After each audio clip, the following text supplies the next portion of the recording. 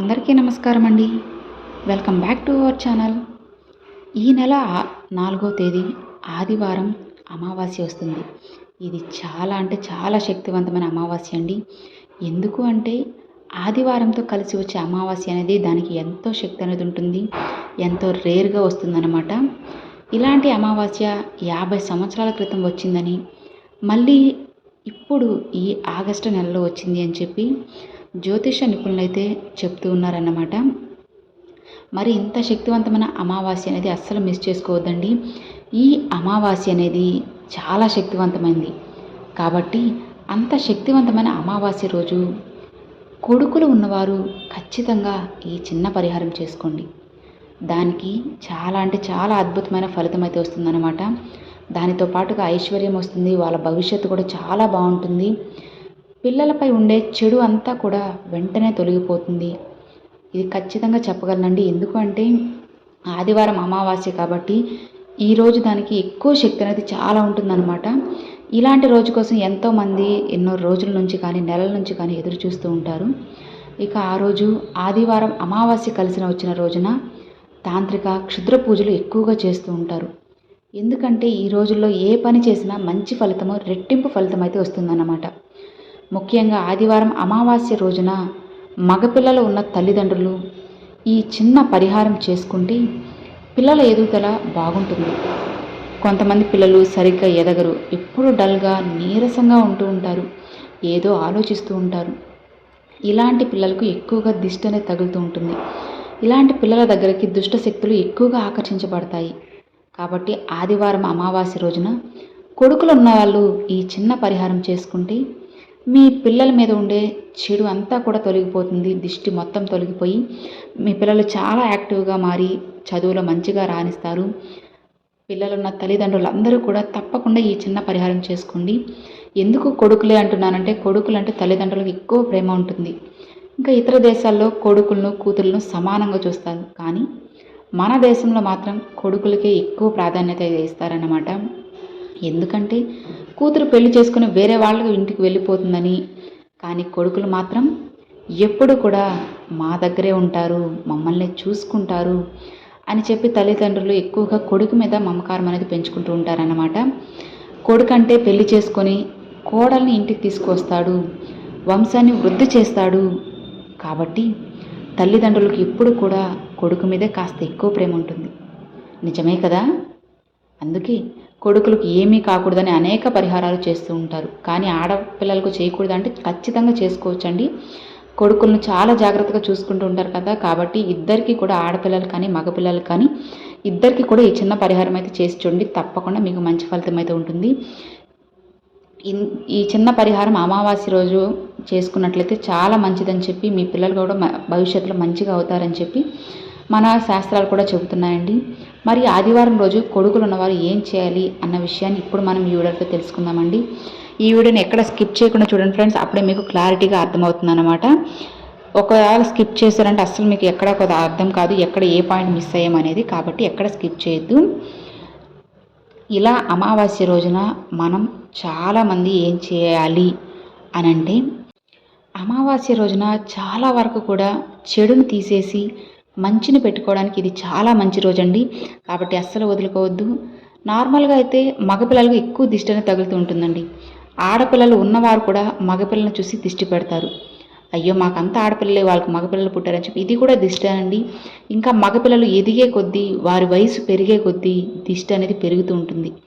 కాబట్టి వారికి ప్రతి అమావాస్యకు దిష్టి తీసివేయడం మంచిది. ఆడపిల్లలు కూడా దిష్టి తీస్తే చాలా మంచిదన్నమాట.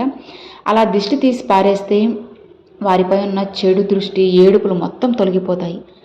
పిల్లలు చక్కగా అభివృద్ధిలోకి కూడా వస్తారు. అసలు దిష్టి ఎలా తీయాలి, రకరకాలుగా తీసుకోవచ్చండి. మరి అమావాస్య రోజు మీ కొడుకులను ఒక చోట కూర్చోబెట్టి చేతిలో కొంచెం కల్లుప్పు, చిటికెడు ఆవాలు, 2 ఎండుమిర్చి 2 చేతుల్లో పట్టుకోండి. ఆ తర్వాత చేతులతో మీ కొడుకుకి దిష్టి తీయండి. అంటే మీ చేతులను మీ కొడుకు చుట్టూ 3 సార్లు సవ్య దిశలో, 3 సార్లు అపసవ్య దిశలో తిప్పండి. తల నుండి కాళ్ళ వరకు తిప్పండి. కొంతమంది 7 సార్లు తిప్పుతారు. ఎన్నిసార్లు చేసినా పర్వాలేదండి. ఇలా తిప్పిన తర్వాత ఇరుగు దిష్టి, పొరుగు దిష్టి పోవాలి అని మీ కొడుకుతో 3 సార్లు తూ తూ తూ అని ఊహించండి. తరువాత మీ చేతిలో ఉన్న వాటిని తీసుకొని వెనక్కి తిరగకుండా వెళ్ళి పారే నీటిలో పడేయండి, లేదా ఏదైనా చెట్టు మొదట్లో వేయండి. అంతేకాని అందరూ నడిచే చోట మాత్రం అస్సలు వేయకూడదు, గుర్తుపెట్టుకోండి. ఆ తర్వాత దిష్టి తీసిన వారు, తీయించుకున్న వారు కాళ్ళు నీట్గా కడుక్కొని ఇంట్లోకి వెళ్ళిపోవాలి. ఇది దిష్టి తీసే పద్ధతి. ఇది అన్నిటిలోకి చాలా తేలికైన పద్ధతి. ఉప్పుతో దిష్టి తీసే పద్ధతి ఇదొక్కటే కాదు, ఇంకా ఎన్నో రకాలుగా ఉన్నాయి. కొంతమంది గుడ్డును నూనెలో ముంచి దాన్ని కాల్చి కాలుతున్నప్పుడు 7 సార్లు సవ్య దిశలో 7 సార్లు అపసవ్య దిశలో తిప్పుతూ దిష్టి తీస్తారు. మరికొంతమంది కోడిగుడ్డుతో దిష్టి తీస్తారు. మరికొంతమంది ఓన్లీ ఆవాలతోనే దిష్టి తీస్తారు. ఇలా రకరకాలుగా అమావాస్యకి దిష్టిని తీస్తూ ఉంటారన్నమాట. వీటిలో ఏదో ఒక పద్ధతిలో ప్రతి అమావాస్యకు దిష్టి తీసుకుంటూ ఉంటే చాలా మంచిది. ఆదివారంతో అమావాస్య కలిసి వచ్చిన రోజున ఒక ప్రత్యేకమైన పద్ధతిలో దిష్టి తీయాలి.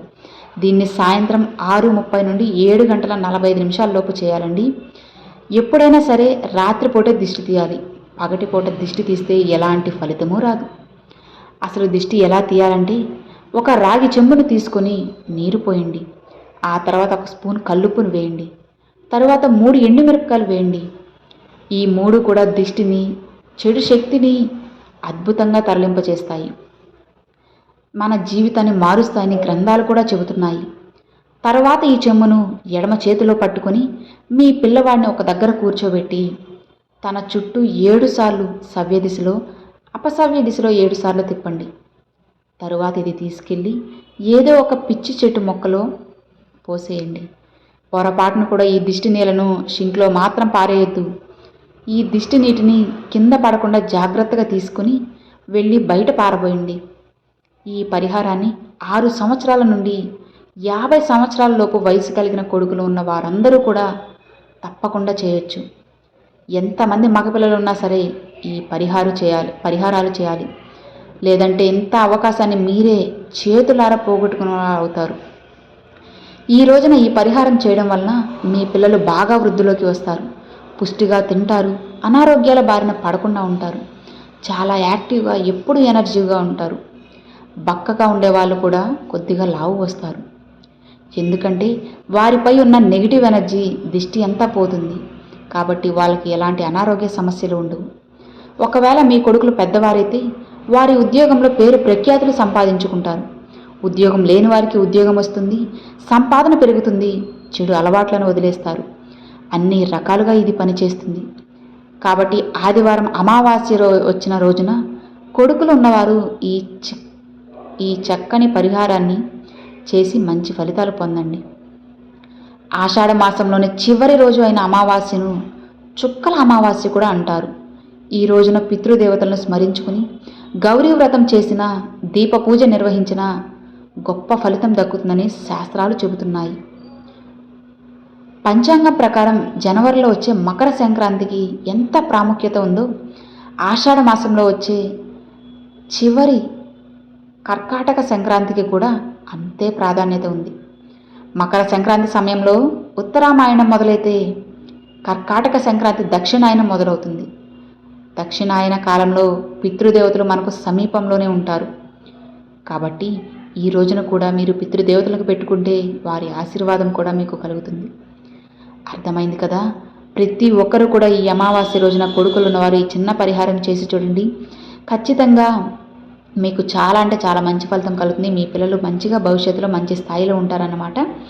ఇక చూసారు కదండి, అది ఈ వీడియో మీ అందరికి నచ్చినట్లయితే లైక్ చేయండి, మీ ఫ్రెండ్స్ అండ్ ఫ్యామిలీస్కి షేర్ చేయండి. ఫస్ట్గా మన ఛానల్ చూసేవాళ్ళు సబ్స్క్రైబ్ చేసి సపోర్ట్ చేయండి ఫ్రెండ్స్. Thanks for watching.